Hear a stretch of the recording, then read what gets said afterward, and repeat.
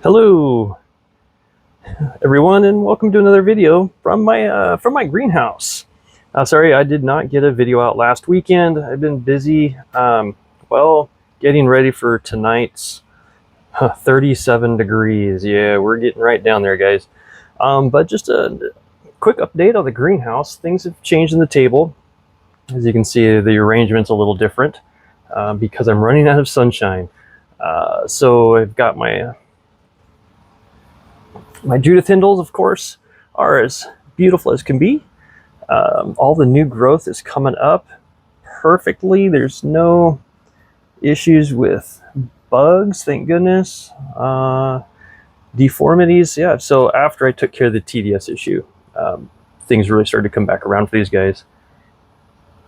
So I will always continue to pay attention to my TDS levels. Yeah, there's my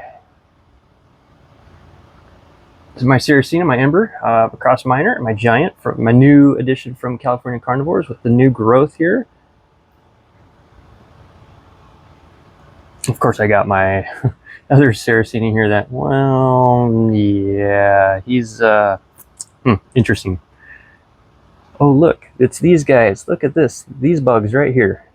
Where is he? There he is.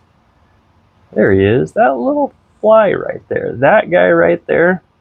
Those love my Stellidium, my trigger plants.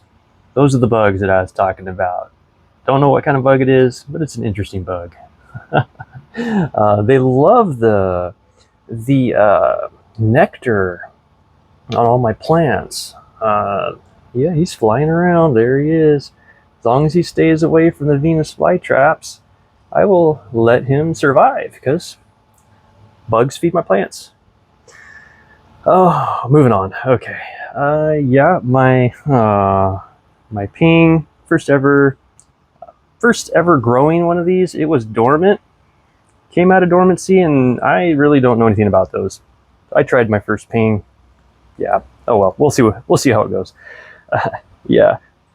My peltata here, my winter growing that never went dormant, is just lovely little guy.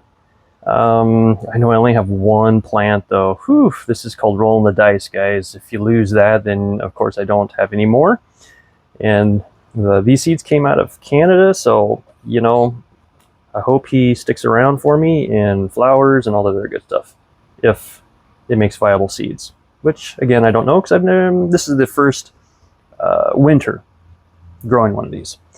My Spider-Man, of course, slow grower, very slow grower, but I think next year, by seeing what I have coming up, I think he's going to be pretty interesting.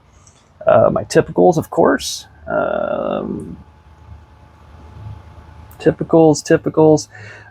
If you guys have any ideas or tips, or where to get, or where I can find wide petiole Venus flytraps, please let me know. I'm looking for a wide petiole Venus flytrap.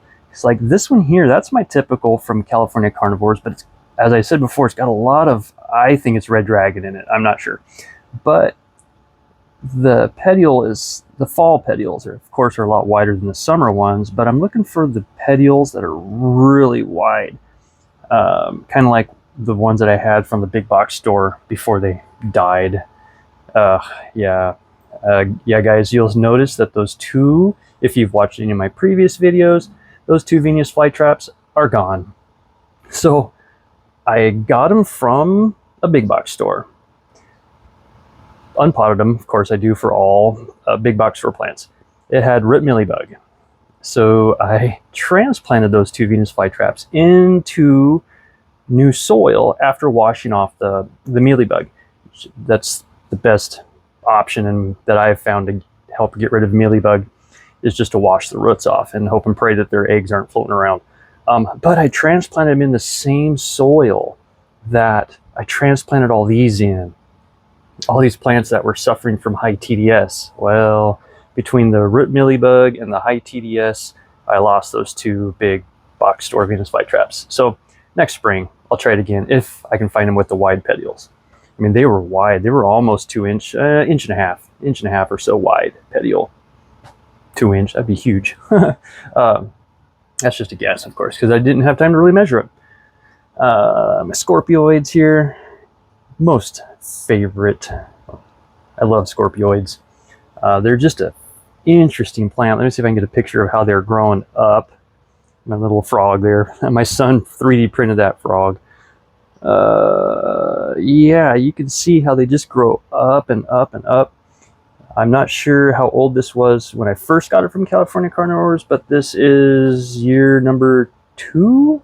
This is, yeah, so 2. So next year, this next spring will be the 3rd year for this. Sorry, his bugs are flying around my head here. What else do we got here? Oh yeah, I have some Drosera here that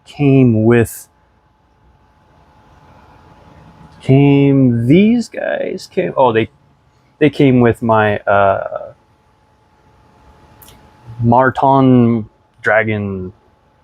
Yeah, this guy right here, which is just going. He's ever since I flushed out the soils.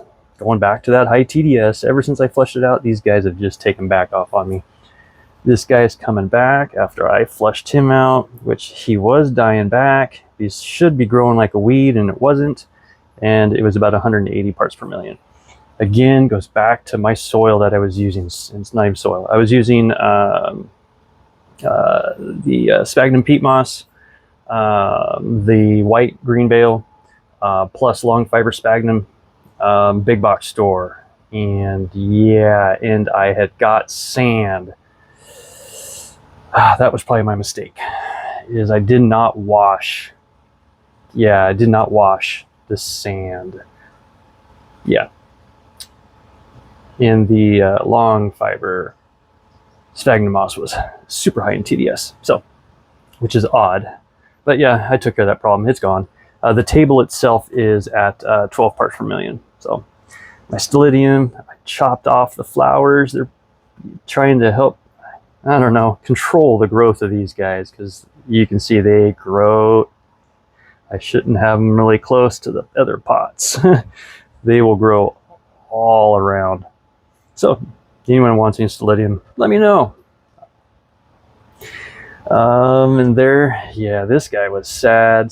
This is the leftovers of the high TDS.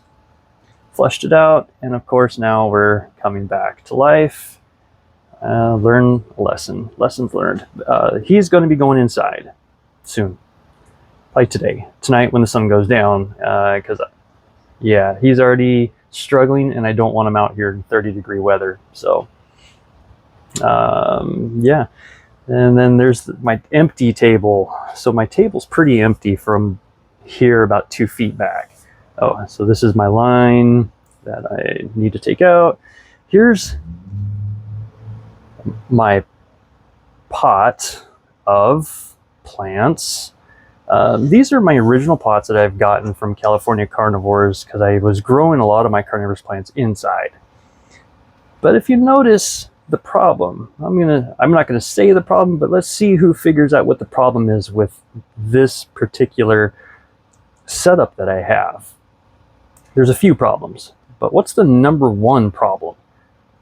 Let's see who answers that correctly. Not sure what to do with this yet. Leave it out for the winter and hope for the best. But yeah, so this is what's left on my table. I got my Circinias. I don't get into details on what kind of Sarracenia they are, because I have no idea. I don't sit there and study up on species of plants. You could get in a really deep rabbit hole on names of plants. So yeah, so there's that. Oh, gotta show you these guys. Yeah, there's my Cobra lilies here, my Darlingtonia californicas. Just doing what they do best, growing right along. Now, I have noticed, now remember, these are tissue cultured plants, and I've never grown the Darlingtonias from this small of a starting point plant wise.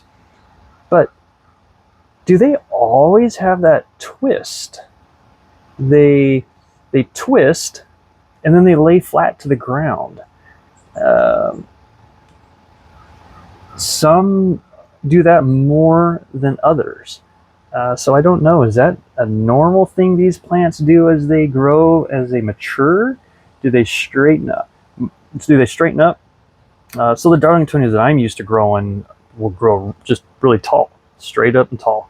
But these guys are curling and kind of laying flat to the ground. Interesting. I've never seen that. So if anyone has any ideas on that, please let me know. And then moving on to, of course, my Drosophyllum. Yeah, I was going to move this guy inside, but here's the problem. It's way too big. I don't have room for this anywhere inside. So, yeah, debating. I love this plant. I mean, this is probably one of my most favorite when it comes to the smell. It has just a fantastic smell. Sorry about the fan background and the noise there if you guys are getting bugged by that. Here, let me turn that off. Ah, so much quieter. But yeah, so there's my Drosophyllum. The whole thing in total is about 2.5 feet tall, so I just don't have room inside for it. And then, of course, my... Ouch, that was my elbow. Scorpioids. Yep. This is my tray. Going to go in a much deeper tray next season. Once all my gamma gets produced here, I will harvest and then move on to a big tray. Yeah, so that's pretty much the update of the 6x8 greenhouse. Getting ready for winter, or not even winter, fall. We're going to be 37 degrees tonight, guys. I'm in central Washington. Yeah, 37 and windy. But there it is. Just the plants. Oh, gotta catch my Rosiannas down there. They're still alive, well and kicking. Let me see. Is my camera going to focus on that? Probably not. It says, no, you're not going to focus on that. There you go. The gamma is starting to get produced on the Rosiannas. Which I have more of that than you can shake a stick at. As this California sunset is just getting in my way here. Yeah, that's pretty much the update, guys. I do thank you guys for watching and supporting me and my small YouTube channel. This channel is much smaller than my business channel, but this is my Sunday job. So thanks, guys. Got any questions, leave them down below. And got any tips for me? And the answer to what's wrong here, let me know. I like to hear from you. Thank you.